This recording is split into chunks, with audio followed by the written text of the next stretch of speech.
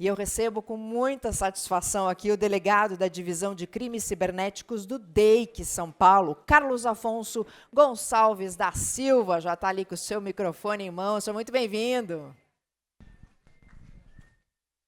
Já assisti palestra dele em outras instituições, pessoal, aproveitem, que é formidável. Boa palestra. Bom dia. O tema interessa ou não? Bem provável que antes do almoço, metade da nossa audiência aqui já vai ter recebido aquele SMS dizendo que a sua compra no Mercado Livre foi bloqueada ou que estão tentando usar o seu cartão do Nubank, né? Meu nome é Carlos Afonso Gonçalves da Silva, sou delegado de polícia há 35 anos e estava à frente da divisão de crimes cibernéticos. Estou fazendo uma transição também, estou indo para a divisão de inteligência policial do DIPOL. Vou fazer a mesma coisa, só que sem poder aparecer tanto, né? O que é bom. Quando a gente fala em crimes cibernéticos, a gente tem esses dois parâmetros que a gente precisa entender. Por que o crime acontece? Por que a lei não é eficiente? E o que eu estou errando, que eu estou caindo em golpe toda hora, estão entrando na minha conta, estão lendo meus e-mails, estão abrindo contas em bancos aí em meu nome. O que está acontecendo? O desafio é exatamente esse, entender legalmente e tecnologicamente o que a gente pode fazer para aperfeiçoar essa nossa proteção. Bom, a gente parte de duas fragilidades bem sensíveis: os sistemas e os operadores do sistema, vulgarmente conhecido como usuário, ou, como diz o pessoal do Pânico, o afegão médio. Todo mundo já está bem ambientado com ele, né? Ele é meu cliente também, é cliente de vocês também. E o que acontece? Os sistemas, basicamente, eles funcionam habilitando pessoas através de login e senha, e quanto mais complexo for essa senha e quanto menor o prazo de validade e de duração, é bem provável que o sistema ele sobreviva a mais ataques. Isso falando de crimes comuns, tá?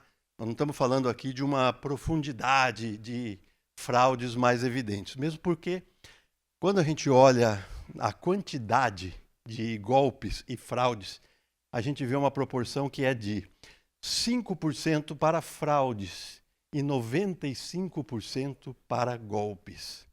O golpe ele exige a participação do usuário, a fraude não. Bom, os sistemas basicamente operam dessa maneira e do lado de lá, a pessoa que está operando o seu sistema, ou porque ele é seu funcionário, ou porque ele é seu empregado doméstico, ou porque ele é filho de alguém e ele acessa vários sistemas ao longo do dia, ele não tem essa preocupação com login e senha. Ele não tem a preocupação de ficar mudando senha. E é bem provável que quando a gente olhar todos os sistemas que ele acessa com o mesmo login e a mesma senha. E se você for um candidato a um cargo eletivo e você tiver um cachorro, a gente já descobriu a sua senha. É o nome do cachorro e a data de nascimento do filho mais velho. Eu não sou da área de TI, eu sou da área da investigação, mas a gente sempre vê isso e usa em tudo quanto é lugar. Bom, e a gente precisa fazer o quê? A gente precisa proteger esse cidadão, às vezes, dele mesmo. Fazendo o quê? Derrubando senha, obrigando ele a mudar periodicamente, etc, etc, etc. Mas isso tá no nosso DNA. É difícil a gente falar que o usuário ele é responsável, como se ele fosse uma pessoa que insistisse terminantemente em cair em golpe ou fraude. No nosso dia a dia, a gente adquire alguns hábitos. E o hábito muda o comportamento, o hábito muda a nossa forma de viver. E a partir do momento em que ele é incorporado, ele já está no nosso dia a dia de uma maneira invisível. Olha que coisa interessante. Eu estava sentadinho ali esperando a minha vez de entrar e eu fiz o que sempre faço quando vou falar. Vamos criar aqui uma armadilha. Pois é. temos aqui profissionais altamente gabaritados na tecnologia e na prevenção de crimes cibernéticos. Essa rede Cubo-Visitantes 2, eu criei. Tem 4 pessoas penduradas aqui. Por questões regulamentares, não vamos informar quais são os usuários, né? Cubo-Visitantes 2. Acabei de criar. Por quê? Porque esse é o nosso hábito. É assim que a gente faz. Em todo lugar que a gente vai. A pessoa chega no restaurante, qual é a senha de Wi-Fi? Em todo lugar a gente faz essas coisas. E aqui não foi diferente. Aqui nem precisou perguntar, né? Porque estava lá, visível, né? Aberta, sem senha. Uau, que legal. Né? Não tem rede que eu cortei, né? Senão vocês vão ficar navegando aí e eu pagando a conta. Bom,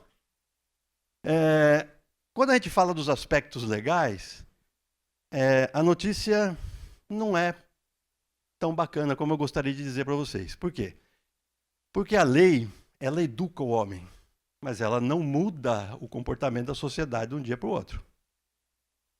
Se fosse assim, bastaria uma lei que é o sonho de consumo de todo policial. O artigo 1º fica terminantemente proibida a prática de qualquer crime ou contravenção penal nos limites do território nacional. Artigo 2º, essa lei entra em vigor na data de sua publicação. Vocês conseguem imaginar uma quadrilha roubando um banco? E aí eles estão na porta do banco, tudo armado de fuzil. Vão entrar, aí alguém fala, para, o que foi? Ah, você não vai acreditar. Proibiram roubar banco. O que vamos fazer agora? Vamos vender o fuzil por quilo? O que a gente vai fazer? Ou seja, a lei é um alerta, né? Porque ela é feita pelos parlamentares, representantes do povo, que apontam caminhos pelos quais a gente quer seguir, a gente quer trilhar. Bom, começa com a Constituição Federal. A Constituição Federal, ela tutela, ela protege e declara invioláveis os dados relativos à personalidade da pessoa. Ou seja, os dados de imagem, os dados de voz, os dados bancários, todos os dados relativos a um ser humano são, pela Constituição, invioláveis. Para que serve a Constituição? Para dizer para os representantes do povo, legisladores, administradores e julgadores, olha, esse é o comando máximo. Façam leis que protejam, essa minha tutela, esse meu objeto de proteção que eu estou dizendo aqui para vocês. Na nossa seara, na seara da informática, nós temos 2 principais documentos, que é a Lei Geral de Proteção de Dados e o Marco Civil da Internet, já foram modificados, são objetos de estudo que vieram dar um norte àquilo que a empresa precisa fazer, aquilo que o detentor do serviço de internet precisa fazer, o que ele tem que garantir, o que ele precisa possibilitar ao usuário. Então, a Lei Geral de Proteção de Dados, ela protege liberdade, define procedimentos, criou a Autoridade Nacional de Proteção de Dados. O Marco Civil prevê que a segurança de dados precisa existir em ambiente online e a gente precisa se moldar, precisa se adequar, não apenas empresas, mas a empresa é o primeiro ponto de choque com a lei. Por quê? Porque é ela que garante, é ela que tem que cumprir a lei. O usuário, ele não está nem aí. Faz 2 anos que começaram aproveitando que a gente tinha aqui um debate anterior sobre a questão médica, né? Começaram a soltar alguns medicamentos para perda de peso, em que o médico fala para a pessoa assim, olha, você vai tomar isso aqui já deitado, tá? Todo mundo está ligado, né? Eu também tomei, é gostosinho. Por quê? Porque aquilo lá vai colocar você num sono profundo. Teu corpo vai estar num sono profundo. Só que se você ligar a televisão ou atender o telefone, você vai fazer compra na internet. E o cara que fornece internet para você, ou o cara que fornece a conta bancária para você, ele não pode fazer nada. Porque no dia seguinte você não vai lembrar que você comprou. Você vai ligar lá para o seu banco, vai brigar com o seu gerente e falar assim, essa compra não foi minha, mas foi do seu login, foi da sua senha. Não, mas eu não saí do lado do meu telefone. Então, mas o seu telefone estava na sua casa nessa hora que o senhor fez a compra, 2h30 da manhã. Imagina, 2h30, estava dormindo. Eu tomo remédios para dormir. E é nessa hora que o cara cai no golpe. Então vejam, a lei ela está no caminho certo, o nosso legislador está no caminho certo, mas ele não pode fazer muita coisa além. Não dá para ele criar travas ao próprio serviço que ele presta, sob pena de ele perder também clientes. Então você começa a ver atuação, e eu gosto sempre de apontar para o setor financeiro, porque é o mais evidente, é o que está bem à ponta da tecnologia de prevenção. Ele começa a atuar por nicho. Você tem bancos mais populares, em que o cidadão consegue fazer o quê depois das 8 horas da noite? Nada. E você tem bancos mais exclusivos, que você, cliente, consegue fazer o quê? Regular, inclusive, o valor que você tem de crédito no seu cartão, por exemplo. Você consegue fixar 1 ou 2 pontos da onde, geralmente, trabalho e residência, da onde você consegue fazer transações seguras, e assim por diante.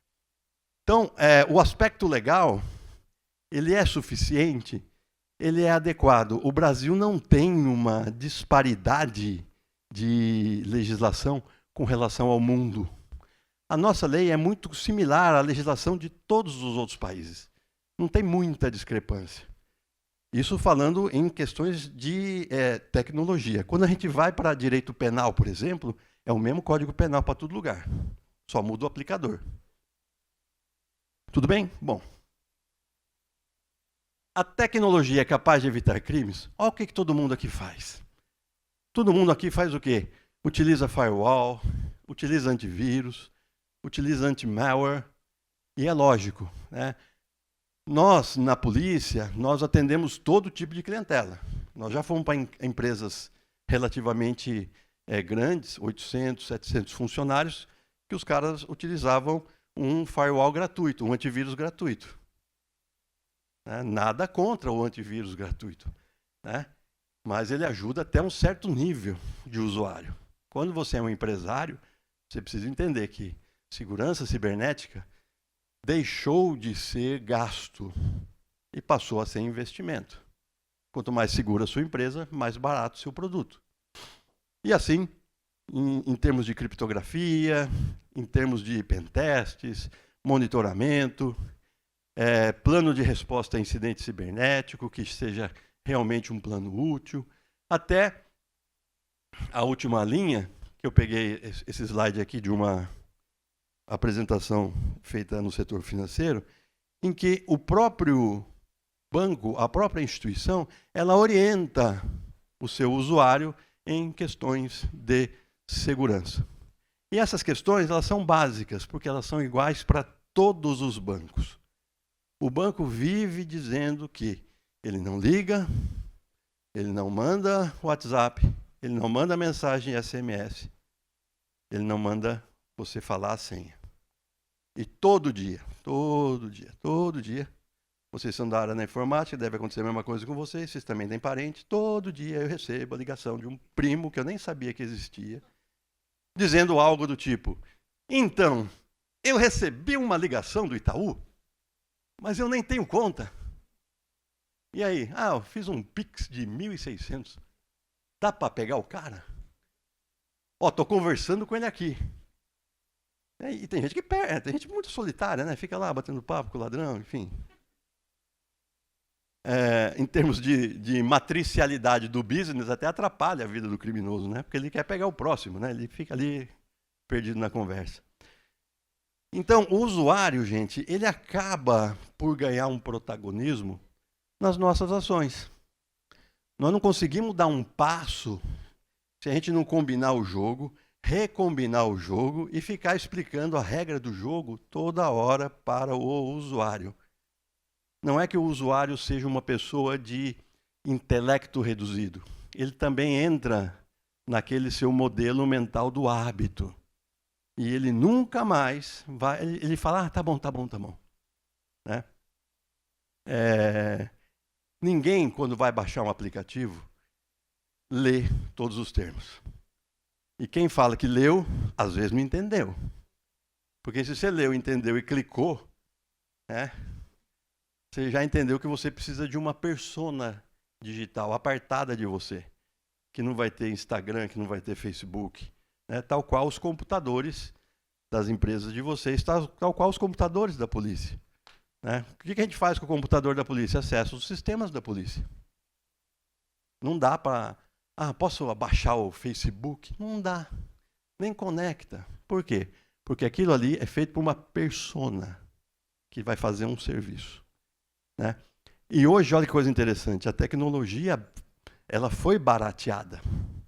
Se a gente imaginar o custo das ferramentas de hoje comparado com 2 anos atrás, 5 anos atrás, 10 anos atrás, a pessoa que é uma classe média, média baixa, ela consegue ter 2 equipamentos para uma vida online e para uma vida offline, se é que isso seria possível.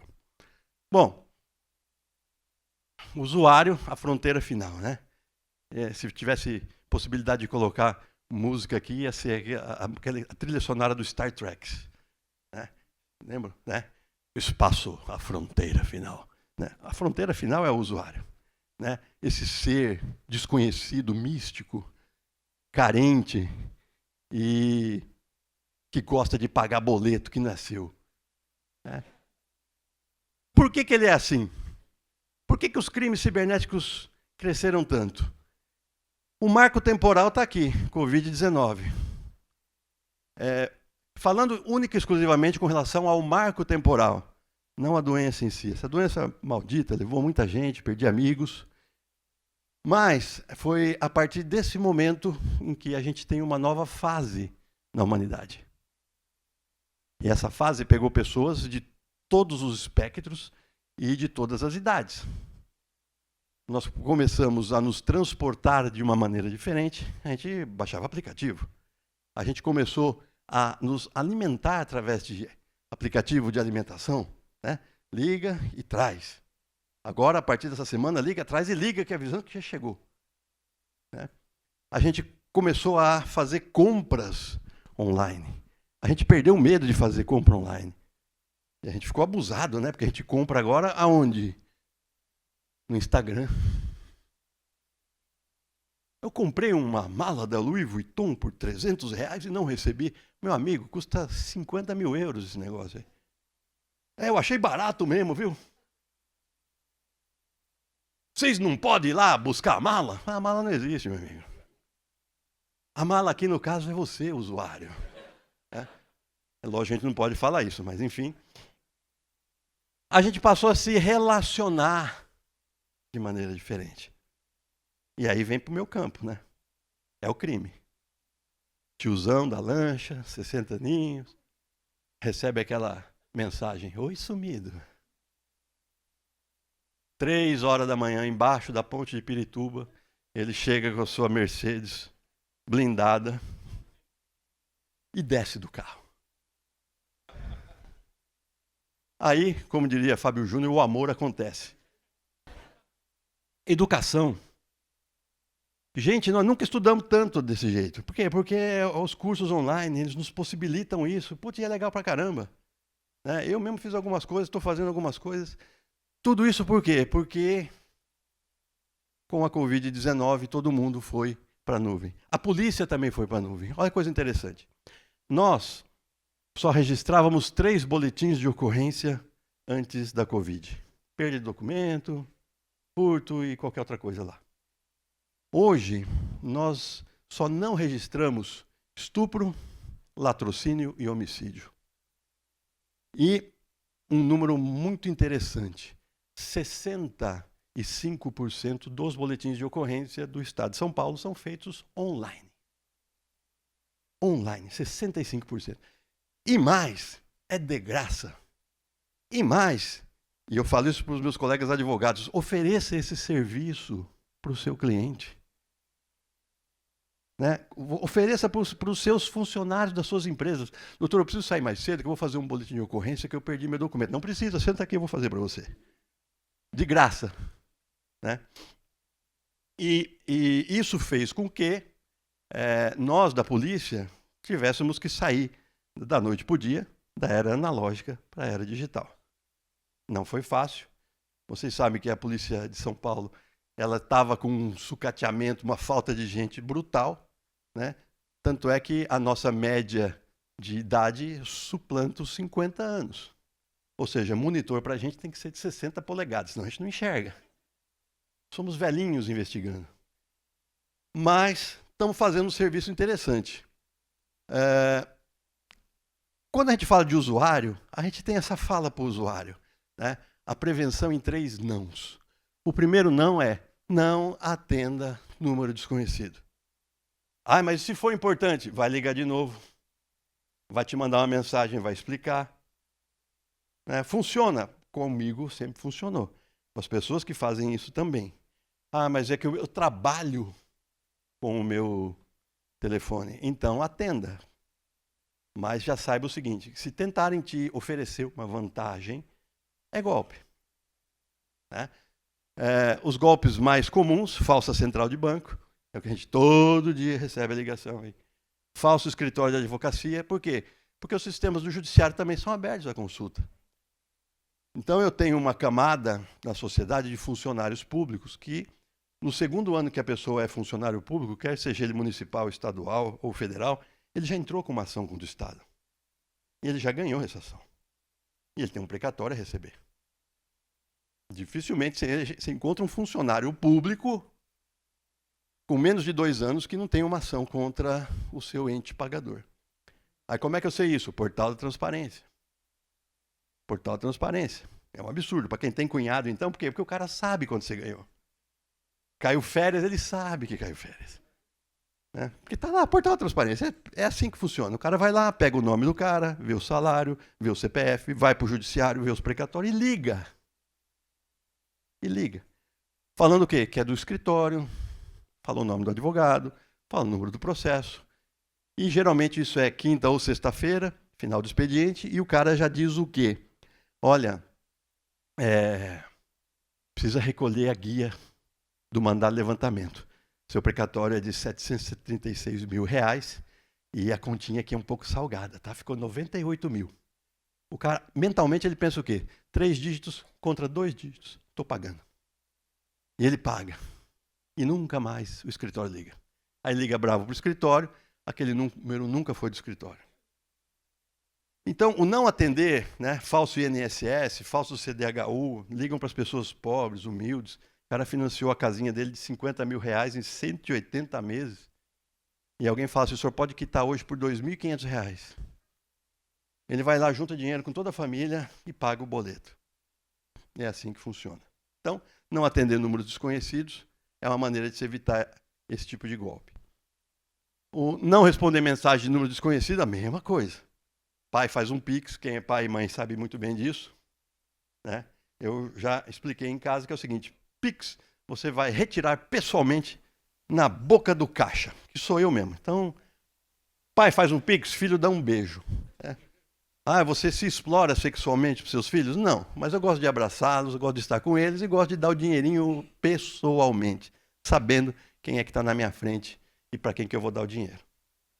Falsa campanha de ajuda. Gente, brasileiro odeia pagar imposto, mas ele adora mandar dinheiro para gente que ele acha que é pior que ele. Vem aquela fotinha da criança toda deformada. Às vezes crianças que já morreram há 10, 15, 20 anos. Olha, ajuda a fulaninha aqui, olha, tadinha dela. Ai, que dó. Mandei 500. Agora estou melhor com Deus. Né? Qualquer semelhança com compra de indulgências é mera coincidência. Sextorção é o caso do Oi Sumida, promoção de hotéis e restaurantes, premiações em geral. Né? Todo mundo faz aniversário todo ano. Classe média, né? Porque rico faz mêsversário. Né? Então, quando você faz aniversário, olha, você ganhou um bolo aqui, você só vai pagar o mototáxi. Para. Ou dá o presente todo, ou não dá. Você já deu um carro para o seu filho? O papai está aqui, os pneus você compra. Não, como? Não vem junto. Isso não existe. Né? Mas as pessoas, elas gostam de se sentir superiores. Estou levando vantagem. E isso atinge principalmente os mais idosos. E nós estamos vivendo um momento muito ímpar da humanidade. Nós temos pais vivos e temos filhos. E a gente percebe a transição do digital vindo do analógico. Final do ano estava na fazenda do meu pai, eu, meu pai e meu filho, eu fumando charuto, meu pai bebendo cachaça e meu filho na internet. De repente toca o telefone do meu pai. Meu pai olha o telefone, a tela já está quebrada. E ele sai, alô, alô, alô. E foi falando, voltou. Eu perguntei, quem era, pai? Ele falou, não sei. Mas por que você atendeu? Ah, pô, se ele me ligou aqui na fazenda, deve ser importante. Celular. Então, veja, é a cabeça de uma pessoa de 90 anos. De repente, toca o telefone do meu filho. Ele olha, faz assim. Falei, quem era? Não sei.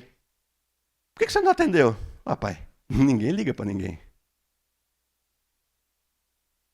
Então, vejam, né? Nós temos essas pessoas todas dentro de uma mesma casa, recebendo os mesmos telefonemas. É bem provável que meu filho não caia em golpe. É mais provável que meu pai caia. Meu pai também foi delegado de polícia, aposentou-se. E todo mês ele me liga. Filho, tudo bem? Tudo bom, pai? E aí? Tudo jóia, viu? Recebi aqui uma proposta do escritório, da precatória. Eu falei, pai, é golpe. Porra, mas você não quer nem ouvir? Mas não precisa. É golpe. O cara do escritório, ele não vai querer vender o precatório mais caro que o Estado vai te pagar. Fica tranquilo. E por fim, o não clique em nenhum link recebido. Esse é o drama, né? Para quem é da área de TI, eu recebi o link, mas não clicou. Eu falo que eu não mando. Por que você foi clicar? Acho que talvez seja o problema da cor, né? O link é azulzinho, é bonito, né? Se fosse vermelho, talvez a pessoa não clicasse. Ele devia ficar azul depois, e não vermelho antes. Fica a dica aí para o pessoal de TI, enfim. Golpe do mão fantasma é o acesso remoto. A pessoa habilita o estranho a fazer o quê? Acessar. Por que mão fantasma? Porque geralmente o telefone começa a agir como se tivesse uma mão ali, abrindo os aplicativos e vendo as coisas que tem lá. E todo mundo deixa pré-habilitada a senha do banco. E aí o cara acha uma senha do banco, acha um login seu, ele acessa todas as suas contas. Tá bom? Bom, não é pegadinha. Pode apontar. O que nós da Polícia Civil fazemos em termos de prevenção? Nós temos hoje aproximadamente 47 vídeos no YouTube. E o primeiro que entra aí quando você abre é um sobre a sextorção. São 43, 45 vídeos em que a gente transforma os nossos casos em um case digital, virtual, sem dizer nomes, etc. e tal. E a gente deixa no YouTube e todas as vezes que a gente pode, a gente divulga para todas as pessoas. A segunda atuação é a Linktree da Cyber. O que é essa Linktree? É exatamente isso aqui que você vai abrir no seu telefone. Por quê? Porque as pessoas não seguem as recomendações das empresas, especialmente as empresas de tecnologia. Primeira coisa que o Instagram fala, você não tem 14 anos, nem entra. E que o pai e a mãe faz? Cria o perfil para o filho. Mas, enfim, não faz duplo fator de autenticação, não faz recorrência, enfim. E acaba perdendo o quê? O acesso. Então, essa Linktree, ela vai indicar em cada um desses aplicativos, o Twitter está desatualizado ali, já é X, mas ele direciona o usuário diretamente na página daquela aplicação e ensina como é que ele consegue resolver os problemas que eles estão aí. Todas as vezes que as pessoas ligavam para nós, lá da Cyber, a gente mandava essa Linktree e falava assim, olha, se você não conseguir resolver, volta a nos falar. E pouquíssimos ligavam de volta. Tá? E, bom, quando a prevenção não funciona, entra em jogo o quê? A repressão.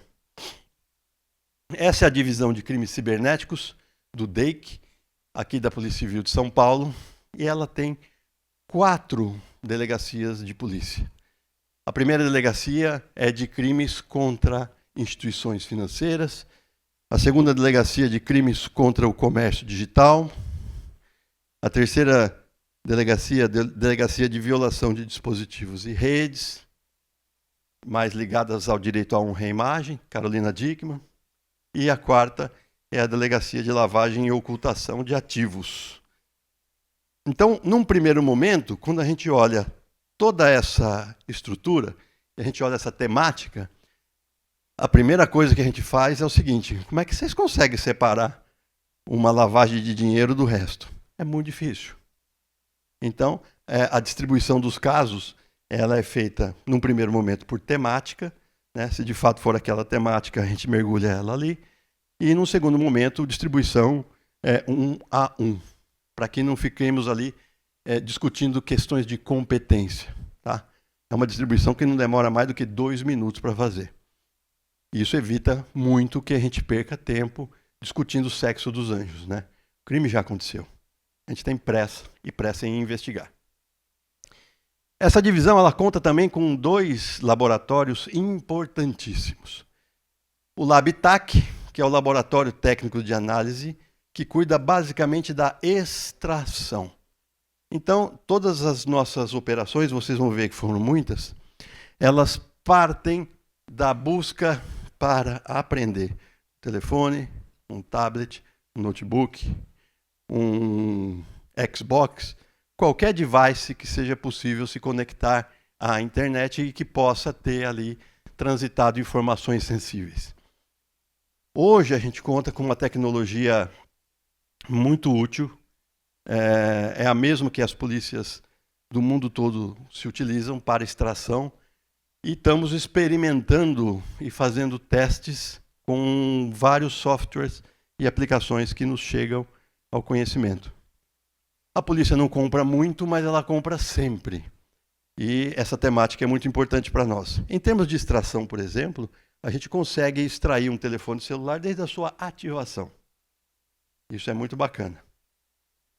E é um elemento que demanda muita tecnologia. Por quê? Porque eu preciso processar toda essa informação. E aqui, graças a Deus, entra em vigor a famosa lei de Moore. Né? A cada 18 meses, a capacidade de processamento dobra. Eu, quando cheguei na Cyber, em 2021, a gente estava abrindo o iPhone 4. E, a seguir a cronologia regular, hoje já está abrindo o 6 ou 7. Hoje a gente já está abrindo o 14. Né? Ah, mas isso não é ruim para as investigações? Não. Por quê? Porque a maioria das investigações que a gente tem, ela tem uma prescrição alta de 12, 20 anos. E se eu deixar um aparelho ali espetado 3 anos, foi o máximo que a gente já deixou, uma hora ele abre. Uma hora ele abre. E o Centro de Inteligência Cibernética, ele atua nas informações que não estão em devices. Ele vai fazer pesquisa em nuvem, isso é uma coisa muito interessante. Às vezes, a gente não consegue abrir o telefone de um criminoso, mas a gente já foi na nuvem e já baixou todos os dados que passaram pelo telefone e foram para a nuvem, que são de interesse da investigação. E é muito importante a gente apontar isso, porque a gente tem feito propostas de inovação legislativa muito importantes, e algumas delas estão sendo feitas mesmo na prática, sem alteração legislativa. Por exemplo, acordos de não persecução penal. Então, o cidadão entrou numa empresa, levou lá R$1 milhão. Nós conseguimos ir na casa dele, bloqueamos o imóvel, bloqueamos 2 ou 3 veículos. Nós entregamos isso mediante depósito para a vítima e propusemos um acordo de não persecução penal porque ele colaborou com as investigações. E o Ministério Público tem acatado isso, e isso tem sido bom para todo mundo. É bom para a vítima que recebeu seus bens, é bom para o poder público que se vê desafogado aí de casos que no Brasil são intensos e são muitos, e é bom para o sistema financeiro, né, que vai fazer empréstimo para o ladrão pagar a vítima. Então movimenta um pouco a circularidade econômica. Esse Centro de Inteligência Cibernética, ele detém também muita tecnologia, e especialmente uma coisa que nós estamos fazendo há algum tempo já no Brasil, que é o monitoramento de Dark Web. Dark Web, vocês são da área, vocês sabem o que tem lá. 90% do que está lá é estelionato. O cara fala que vende homicídios, vende plutônio, na verdade vende golpes que já estão protegidos pelo sistema financeiro. Os outros 10% que tem que estar lá é 5% vítima, 3% imprensa, dizendo que se infiltra na Dark Web para fazer reportagem, e depois é tudo ameaçado de morte, fica com medo. E a polícia. É isso, esse é o público que frequenta a Dark Web. Mesmo assim, a gente tem tido muito êxito em conseguir informações e possibilitar que as empresas de tecnologia troquem informações conosco e melhore os buscadores em Dark Web. Ok? Bom, indo aqui para os finalmente.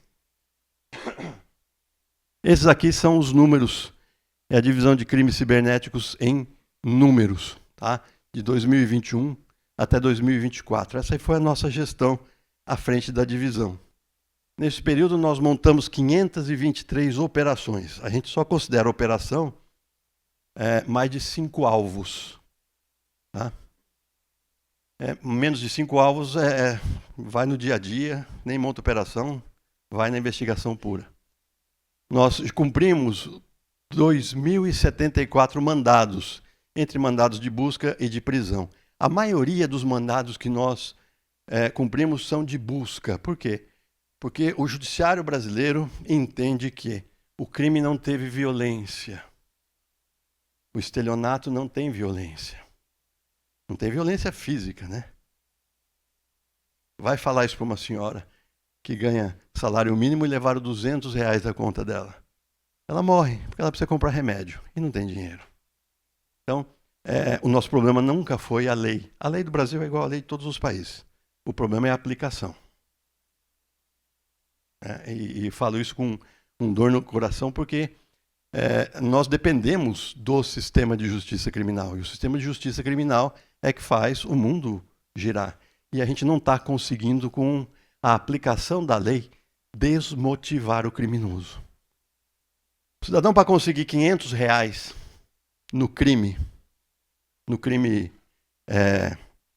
analógico, ele precisa alugar uma arma de fogo, ele precisa de um parceiro que tem uma moto, e ele precisa contar com a sorte. Por quê? Porque dificilmente você vai estar carregando dinheiro. E você pode cruzar com a polícia, pode ser preso, pode morrer. No mundo digital, não. No mundo digital, o cara entra lá num buscador, pega o mailing, telefone, todo mundo, manda 1000 mensagens, um que clica, está ganho os R$500. Se a gente olhar fora do sistema de justiça criminal, a violência é a mesma. A violência é a mesma. Porque você está impedindo a pessoa de viver feliz dentro da segurança e da normalidade. Né? Foram 1.109 indiciamentos, 856 aparelhos telefônicos apreendidos, 337 outros dispositivos que a gente também apreendeu. O que é a mensagem final que eu deixo aqui para vocês? Confiem na sua Polícia Civil. Faça o boletim de ocorrência. Isso é muito importante. Vocês têm condição de investigar hoje todos os boletins de ocorrência? Não. Mas a gente também está com o pé na inteligência artificial. A gente vai chegar em um determinado momento que nós vamos pegar esses boletins de ocorrência de 1 ano para trás, de 2 anos para trás, 3 anos para trás, e nós vamos conseguir cruzar com algumas informações. Números, quem foi que comprou esse chip, quem foi que habilitou esse e-mail, e nós vamos chegar no criminoso. Tá? Então, é muito importante que as pessoas registrem o boletim de ocorrência. É gratuito, é online, faz do telefone celular, faz de casa, não precisa pegar fila em delegacia, e vai nos ajudar a processar esses criminosos, ok? Essa era a mensagem que eu tinha, fico à disposição aí para perguntas. Muito obrigado.